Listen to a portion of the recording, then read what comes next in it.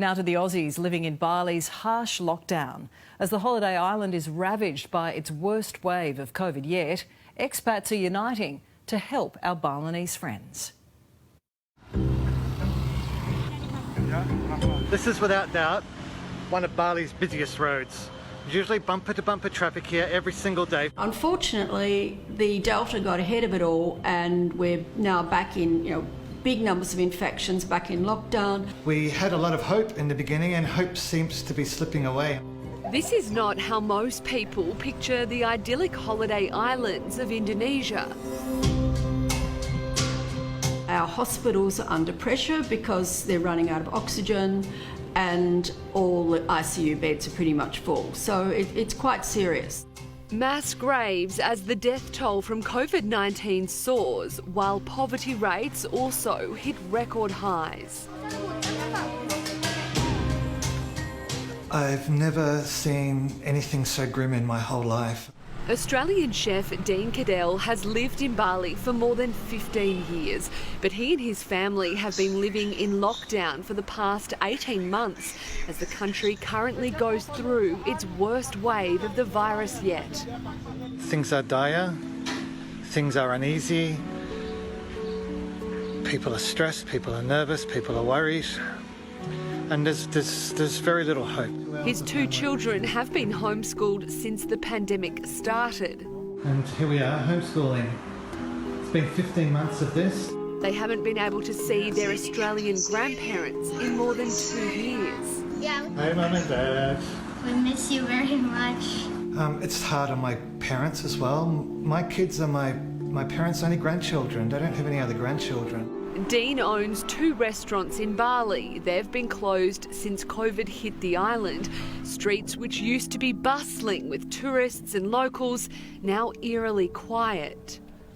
My businesses are not my concern at the moment. I pay long rents up front and my businesses are safe. My concern is the 130 staff that can't feed themselves or clothe themselves. In Indonesia, case numbers have hit more than 3.1 million, while the death toll continues to climb past 82,000 people. In Bali, tourists are few and far between. Even the beaches are closed, with police checkpoints lining the now empty streets. Yes, it's a little bit not depressing because Bali is still Bali, but it's not good, It's not like it was before. So instead of asking you to buy something, they're nearly begging you. It's not really about business anymore, it's about their families. This island needs foreigners. Desperate to do something to help, Dean has created a cookbook with his staff. It's sold online and in supporting restaurants around Australia. So far, it's raised over $300,000 for local charities. If people can't come to Bali, then I'm going to bring Bali to them. I have lived here for 30 years and this is by far the worst. Fellow Australian Margaret Barry runs the Bali Children Foundation, which is benefiting from the cookbook sales. It helps educate locals, teaching them to read and write. Now it's just trying to keep everyone alive. It's not only hunger, which is a very serious problem, but it's also the mental health, particularly the men. They're just so desperate, they don't know what to do, they don't know how to look after their families.